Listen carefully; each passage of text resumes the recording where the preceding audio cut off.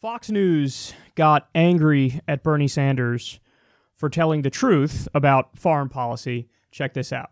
We can't even use dirty words. This is the United States Senate. I can't? No, it's the United States Senate. We just starve little children. We build bomb houses and buses of children. We give tax breaks and yes, but we don't use dirty words. Well, that was Senator Bernie Sanders slamming the U.S. in a new interview. This is coming after Hillary Clinton declared in a recent essay that American democracy is in crisis. Let's bring back our A-team, Capri Cafaro, Chris Bedford, and Philip Baum. Chris? You know, he was kind of joking here, but it shows also what he thinks. This could have been a headline in a Students for Democratic Society newspaper in 1968, which is kind of where Bernie Sanders comes from, the old campus left, the old 60s left.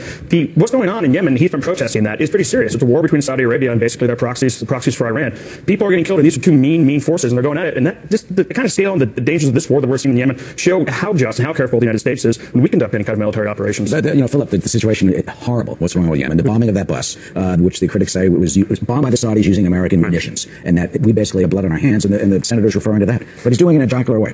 Right, yeah, I mean, it's tricky ground. I mean, he's obviously sitting there with Sarah Silverman, who's a comedian as well. It's clear that he was intending to be joking. We've certainly seen lots of jokes in politics go south. I think I mean, it's hard to read that as whether or not it landed as a joke is a whole different question. I think he meant it that way. I think that what Senator Sanders, he's in a different position now, though, than he was certainly back when he was in college, but even before he ran for president. He is now essentially the voice of the far left in the United States. Perhaps Ocasio-Cortez is sort of creeping up on him in that regard. But those sorts of jokes are going to land a lot differently now than they would have 3 years ago, simply by virtue of his heightened position in the conversation. As someone who was not a declared Democrat for decades, who represented Vermont as an independent since the early 1990s, and now it's unfortunately it's joking or not, it's these kind of statements that I think are damaging to the Democratic Party, and people point to and say this is why we don't believe the Democrats are supportive of America or patriotic. So he has to be careful. As do we. Is that a fair assessment? It's absolutely not a fair assessment. I mean, certainly Democrats are just as patriotic as any American, but with statements like this, it's an easy sound point to point. I finally figured out what corporate media is at its core. Now, we've gone over their various biases in a number of different segments on this show, but the thing that popped in my head as I listened to this, and there's one other segment where corporate media did something similar that we're going to cover later. Corporate media is defined as snowflakery in defense of the establishment. That's the perfect encapsulation of what corporate media is. Because it's always like the, oh, how dare you, good sir, mentality at moments that are comically stupid.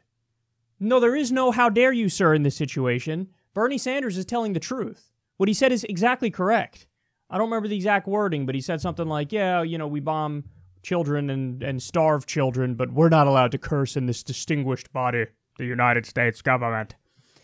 And it's like, yeah, I mean, it was a joke, but the reason why it's funny is because there's truth in it. That's reality.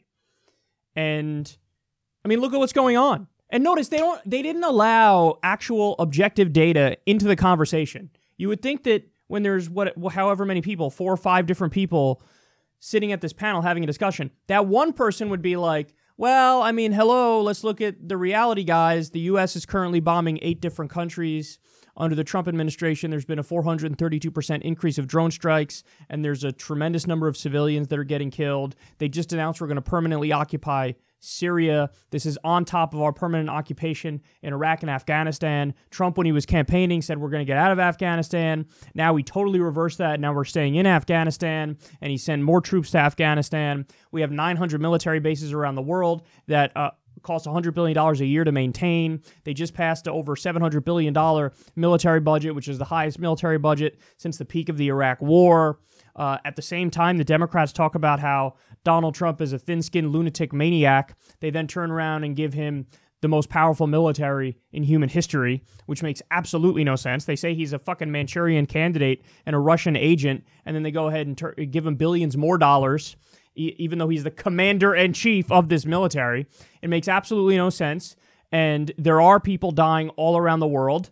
That's not conjecture, that's a matter of fact. In the case of Saudi Arabia, one of them called it a civil war there. It is not a civil war, it is a genocide.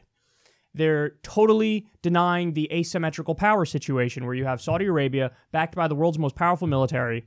They are bombing women and children. They're bombing open-air markets and mosques and hospitals and schools. The original death count was like 15,000. Now they've upped that. It's like 70 or 80,000 according to the most recent estimates. They're blockading and they're not allowing in food and medicine. People are starving to death. There's a cholera outbreak, cholera epidemic. And the U.S. is not only giving the weapons to Saudi Arabia for this, they're also helping them in the bombing campaign. So Bernie is correct. Nobody mentioned a single fact about our foreign policy in this segment where they clutch their fucking pearls. And they're like, oh, that seems very rude. I guess you hate America. What are you, a toddler? Is that what you are? Are you a toddler? And again, goes right back to the main point. Corporate media is defined as snowflakery in defense of the establishment. That's what they are. Corporate media are snowflakes in defense of the establishment. And you're not allowed to discuss the empirical data. You're not allowed to discuss the evidence because they have a mindset, and that mindset is pro-status quo, pro-business as usual. It's just the default setting in their mind that, well, I mean, the United States, we mean well, so you cannot impugn our motives or our integrity. And when we do something fucked up, it's just a strategic error. It's just a mistake. That's all it is. You can't go further than that. So how dare crass Bernie Sanders bring up the reality that we're starving children and bombing children and aiding that in Yemen as we pretend to care about human rights. So, and you're going to see it, man. You're going to see it in another segment. I'll give a little tease to that now. Snowflakery in defense of the establishment. There was a big scandal, non-scandal/scandal, of SNL made a mean joke at the expense of the troops. Oh, not the troops. Not the troops. Oh, holy troops. You're never wrong about anything. We cannot criticize you or make a joke at your expense. It was a joke. And what did they do? Oh, it was bipartisan. You know, it was across the political spectrum. Now, listen. I'm not one to get angry at jokes, but in this case, you went after the troops, and that's not allowed. How dare you? Snowflakery in defense of the establishment. You don't need an argument. You don't need an argument. Just snowflakery in defense of the establishment. No matter what, you clutch your pearls and you say, the status quo is great, and we have our sacred cows. Our sacred cows are the troops. Our sacred cows are the integrity of the United States of America. Our sacred cows are the Democratic and the Republican parties. And that's the Overton window. That's the spectrum of debate. Those are the thoughts that are allowed, that are permitted. If you go left of the Democratic Party, oh, you're crazy. You're nuts. We can't allow you in the conversation. You want to give people health care. Gross. And they'll when they're attacking Republicans, they'll defend the Democratic Party. When they're attacking the Democratic Party, they'll defend the Republicans. They're not giving you a real debate of competing philosophies and ideologies. They're just playing defense for the establishment. And you're seeing it here. I mean, this is such a clear example. And by the way, totally made up when they're like, this is why, this isn't going to go over well because people are going to say, I guess Democrats hate America. No actual person have I ever heard say that in real life. I've only heard that on corporate media. I've only ever heard that on corporate media. Because most people know, except for, the fringes of the far right, but most people know, oh, if you're criticizing America because you don't like, say, the illegal, unconstitutional, offensive Iraq war, it's because you think that's the way to make America better is so that we don't do shit like that. That's a given. But no, these people act like, oh, if you criticize America, it's because you hate America, full stop. No, if you criticize, it's because you're trying to improve it. Dissent is the highest form of patriotism. Dissent is the highest form of patriotism. No, you hate America, and this is why this isn't going to go over well in the middle of the country. What the fuck are you talking about? The Afghanistan war, the last poll I've seen on this, which is all the way back in 2013, only 17% of Americans still wanted to be in the Afghanistan war. Bernie Sanders is one of the only people talking about these issues, talking about the wars. And they're like, oh, I don't know, you shouldn't do that because maybe you hate America. I can't believe he said that. That's unbelievable. the level of analysis that's allowed in mainstream media is beyond ridiculous. It's beyond ridiculous. Snowflakery in defense of the establishment. You just saw it there. And from now on, every clip you watch involving, corporate media, analyze it through that lens. Analyze it through that lens, because the default position is always pro-establishment.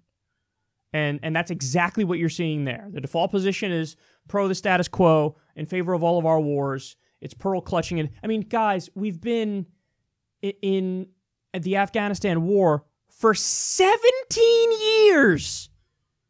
And their reaction when somebody criticizes our bombing of babies and starving of children through sanctions, by the way, which Trump is now doing again in Iran, their reaction is like, oh, how unreasonable. What's unreasonable is the state of affairs now where we've been in Afghanistan for 17 years.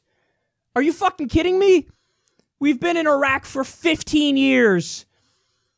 And there's not a single point of substance brought up among this goofball panel. It's unbelievable. Snowflakery in defense of the establishment. We've gone through it before, but just as a final point here, MSNBC, it's the corporate Democrat defense network. So they're a pro-establishment network because they're pro the corporate Democrats. So corporate Democrats defense network. CNN, it's a neutrality bias network all day long. Fox News, it's the propaganda arm of the Republican Party. So again, pro-establishment. These are all pro-establishment outlets.